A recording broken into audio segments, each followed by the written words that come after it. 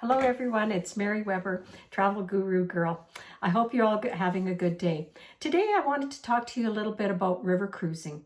It's an excellent way to travel to many destinations around the world, but primarily Europe is one of the major ones. The Rhine and the Danube are the two most common ones, but of course there is other ones as well. Most of the river cruise lines are pretty comparable. What they will all offer is beer and wine with lunch and dinner. They will have Wi-Fi included on the ships. It can be sketchy sometimes depending on where they are traveling. There is an excursion included in each port that you do visit, each new port, and occasionally there may be an optional excursion that would be offered for you if you were so inclined. Usually it'll sail into the middle of most European cities. So that's a real plus when it comes to travel. You're not wasting time going to and from as you would be on an ocean cruise. The other nice thing is that usually your included excursion will be half of your day, and then you have the rest of the day to take in that city or destination that you're in. And that's a real plus because you can just get off the boat and away you go. Most of these cruise ships will be anywhere from 120 to 180 passengers, give or take. And so getting on and off is really quick. Going off the boat and into town is usually very quick because you're usually really close to the middle of the city, which means that you can go and go and have some of the coffees or the desserts that the places are famous for, any of that sort of thing. It's just a lovely way to explore a destination. Some ships may also have some bicycles on board that you could take if you want, particularly along the Danube. There's lots of flat areas. So if you're a cycler, you may want to do that. Also remember that there is specialty cruises that are offered, and they might be a little bit more active, where biking is actually an excursion that's offered as well. There would be, often there's artists, beer, all kinds of different specialty cruises that are offered. So you might want to take a look at some of those itineraries to get a whole, to find out more about a destination. If you're wine and food, beer, author cruises, active cruises, it's just a wonderful, wonderful way to see a destination because you are in the heart of the city. So they're relaxed. There's no dressing up. I mean, you can dress up in the evening, but there's no gowns, no suits for the men that's required. There's no lineups, as I mentioned before, to get on and off. There's a tour director. There's sometimes a wellness director. If you're an early riser, sometimes on the top deck, there might be an exercise class going on. Depends on the itinerary. And some companies also do offer a reduced supplement on some cruises for solo travelers. So it's a good time to try to take that in. And usually if I have a solo traveler come to me, what I will do is I will look for the dates and itinerary for that person to try to find them the best possible deal for that destination.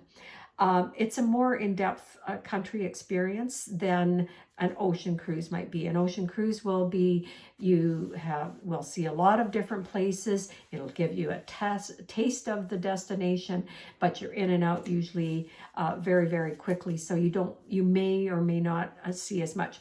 Sometimes too, there will be a stop that's an overnight stop in a destination on a river cruise. And that's great too, because maybe you want to go out and have dinner outside of the boat.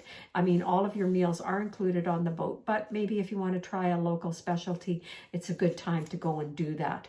So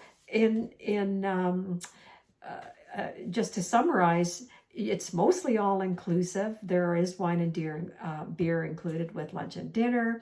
And if there is a cocktail hour, quite often those cocktails are free of charge as well.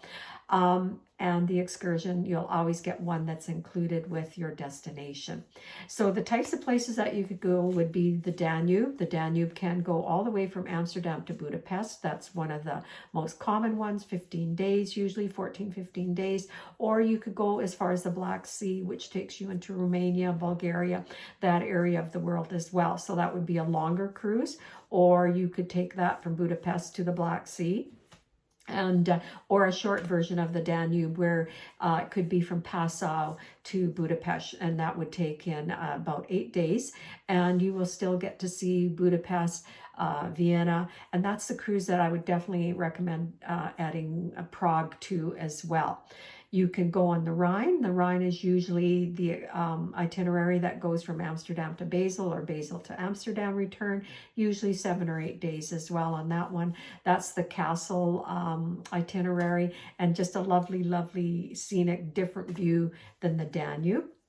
In France, you could go to Bordeaux. You could do the Rhone, which is more of the southeast part of going down to Provence, and of course I would call that more of a wine and food destination, as is Bordeaux as well, a very foodie type of cruise.